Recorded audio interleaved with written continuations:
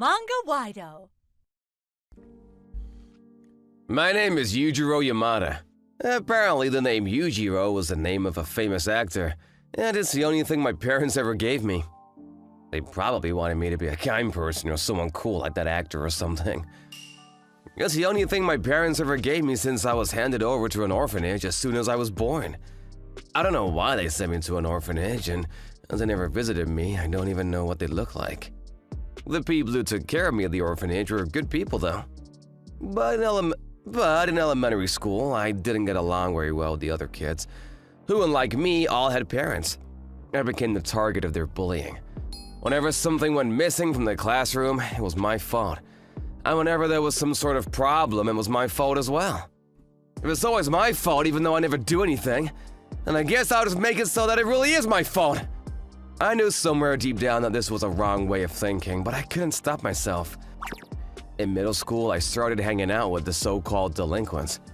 They looked scary and their actions were questionable, but I got along with them and finally felt like I belonged somewhere. Not just that, but most of them had similar backgrounds to me. Some were even more unlucky than me even, depending on how you looked at it. That's probably why I felt at home with them. I went to a low-level school for high school. Like in middle school, I hanged out with the other delinquents and lived a very questionable life. But something happened during then that would change my life. This is such a pain. Why do I even have to do this shit? That was how I thought of the work experience program at first. I needed to go to a nursing home for the elderly. The two others who were supposed to come with me didn't come. But since I was on the brink of not being able to graduate, I had to go. They're probably just gonna be scared by how I look. They might even tell me to just go home. That's what I thought, but… Oh, a foreigner! No, I just dyed my hair. Well, I want to try that too! If only I was a bit younger.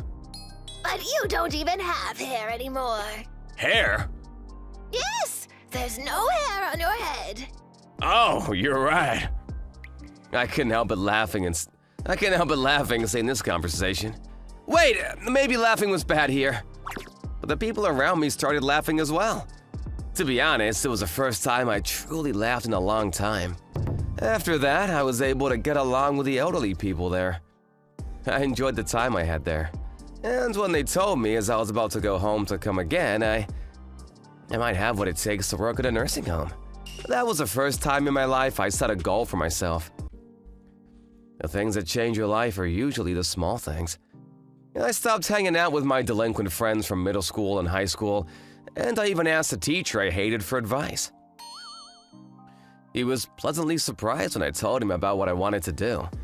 And he told me that if I found a job at a job hunting agency first, that sent me to a school where I could learn the skills I needed for free. After that, I started going to school every day and was able to graduate without any problems. I also started going to the preparatory school the job hunting service introduced me to. That's where I met a woman named Mayuri. My grandpa will need someone to take care of him soon, so I thought I would go to the school. Apparently, she quit her previous job because of her boss's power harassment, but she didn't want to just not do anything all day either. So she enrolled in this school. Mayuri was a bright person, and I found that very attractive about her. Before I knew it, the two of us were going out. I may not look like it, but I'm good at cooking. I'll cook for you from today. Mayuri started living in my apartment when we graduated from the school, and just like that, we started living with each other. I, on the other hand, was able to find a job at a nursing home. I asked Mayuri once whether she was going to get a job or not, but she told me that she was still a bit scared, with a sad expression on her face. I didn't mention the matter again after that. She was probably traumatized over what happened at her previous job. Not just that, but her relationship with her family was complicated. So I sympathized with her since she was kind of like me. Now that I think of it though, this was a bad decision on my part. Around 1 year after we started going out, a man who said that he was a lawyer suddenly came to see me. He told me that my parents had passed away in a sudden accident, and so he looked for me, their sole inheritor.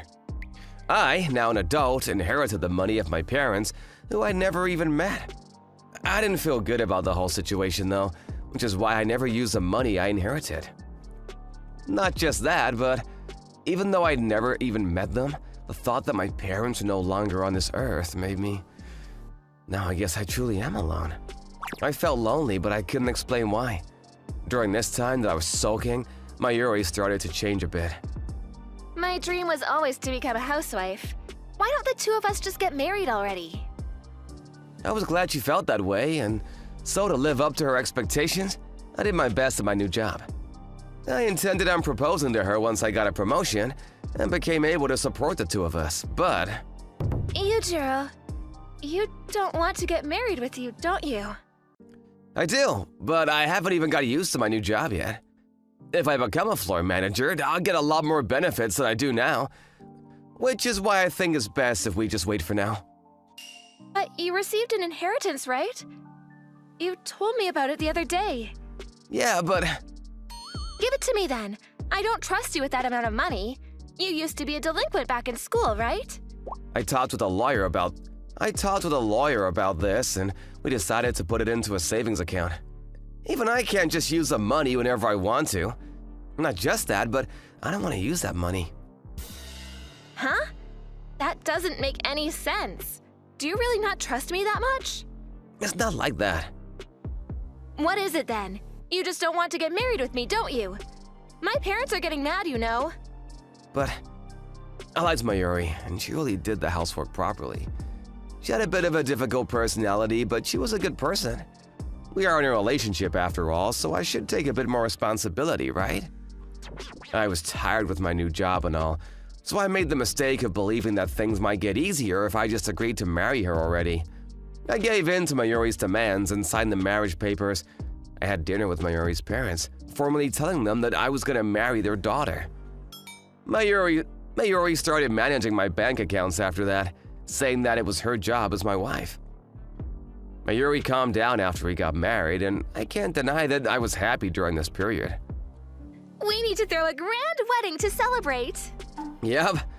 After that, Mayuri became busy preparing for the marriage and stopped bugging me about this and that.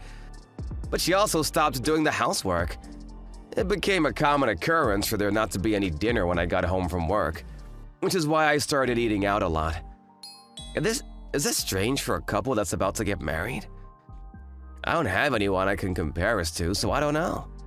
I bought dinner at a convenience store one day and was smoking near the parking lot when I heard someone screaming from behind the building. Huh? I looked to see who it was, and I saw a woman being harassed by a drunk office worker. Hey, what are you doing over there? Who the hell are you? I'm the one who should be asking you that question. Is it fun harassing a woman like that? Yeah, you got nothing to do with this! Stop messing around! Don't you see that she doesn't like it? Keep your filthy hands off her! I shouted at him a bit, and the drunk office worker left muttering curses under his breath. That was easier than I thought. Are you alright? Do you have any injuries? And then, the woman stood on her tiptoes and suddenly kissed me. Huh? Wait, what? Thanks! You saved me. The woman left the scene while I stood there in shock. What was her problem? I decided to think positively about the whole situation since I did just save somebody. But I found out later that this whole incident would have consequences. One day, 2 weeks after that. Hey, you were cheating on me, weren't you? What's the meaning of this? Mayuri showed me a picture of me and the girl from 2 weeks ago kissing. What? I saved a girl from getting harassed 2 weeks ago and she suddenly kissed me. Liar! So it was that girl. I'm not going to get married with you anymore. What do you mean, that girl? I don't even know her! Just calm down first, Mayuri. We're already engaged, so I have the right to sue you. This includes the money you received as inheritance from your parents. That money is included in our shared assets. What even is that? You're not making any sense. That was the first time I ever met that woman. So what? I have a picture of the two of you kissing. There's no way I'm going to believe what you say. I tried explaining to her what happened, but she wouldn't listen. Mayuri left the house. Mayuri didn't give up there and called me a few days later, saying that she had hired a lawyer. She told me that she had made an appointment so that the three of us could talk. I tried to stay positive until now. Why did all of this happen? If this was because of my parents' inheritance, then I don't want it. Leaving me at an orphanage wasn't enough? I was thinking to myself when... Wait, I remembered something. The day of our appointment came. I went to the cafe Mayuri told me to meet her at with my lawyer. She and her lawyer were already there waiting for me. Mayuri's lawyer didn't even give me a name card and instead immediately started showing me the proof he had of my adultery. And when he was finally done, he said, "Mayuri-san is requesting an alimony of 10 million yen from you." My lawyer, who had stayed quiet until then, started talking. "Mayuri-san, you're lying, aren't you? I contacted your parents and they agreed to come here." Huh? What? What's the meaning of this? I gave a phone call then, just as planned, which is when a middle-aged couple entered the store. Dad?